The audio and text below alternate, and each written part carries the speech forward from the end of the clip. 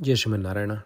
Today is the 14th Pasuram, ungkaL puzhaikkadaith Vaviyul, and is also the ninth Pasuram where Andal is waking up one of the Gopikas.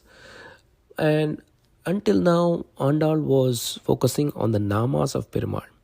In yesterday's, she introduced a few other things like the Kirtimai Padipoi. She talked about the valor or the exploits of Perumal in helping others with his gunas.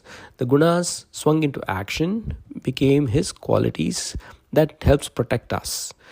And in today's Pasuram, she is going to introduce something more important, which is the mantrams or mantras that join the qualities of Perumal with the nama and yields a certain power to attain him. This Pasuram is actually awakening a person. She comes to a person who's already enlightened. She's a jnani, she knows everything, but it looks like her words are not turning into action. She is asleep. She said she would be the first one to wake everyone up, but then she is nowhere to be seen. And Andal points out that there's a flaw in that and goes all the way to point out the two flowers in her backyard. Puzhaikkadaith is actually the backyard where it's somewhat muddy. And in the Vavi or the pond, Vavi is also the well, but it's a pond where lily and lotuses grow. In the connotation here is the lotus blooms during the daytime. It needs sunlight to bloom. However, there are many varieties of lilies, water lilies in particular, that bloom during the nighttime. They help pollinators of both the kinds, come and do their job in order to provide sustenance. You can see these with Tayar also. Sri Devi always holds the lotus bud, whereas Bhudevi holds the lily. She holds the lily, and so also Andal. Andal holds the lily, which on top of the lily is the parrot.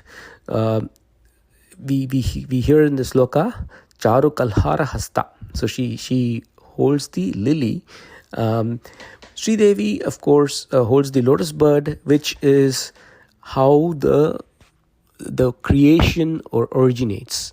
From Sriman Narayana, the lotus originates from his Nabi, and from there is the Brahma, and so on. So Sri Devi shows that she is part of that, and Bhudevi, on the other hand, holds the lily, which provides a supporting characteristic. Lily never grows above water. Lotuses will grow above water, well high above water, but in water. Lilies, on the other hand, grow just on the surface of the water, both the flower and so also the leaf.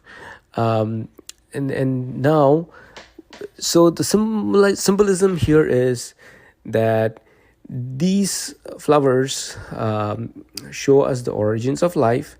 They also show us the supported and supporter relationship, and that is given to us by what we call the Thirumantaram. There is what is called the Pranavam, which most people would know, and then there is a Namo Narayana, and those make up the mantram when put together in right order. The backyard of the house is supposed to be symbolized by Atharva Veda, and Atharva Veda is called the fourth Veda, and that's where this Tirumantram is also coming from.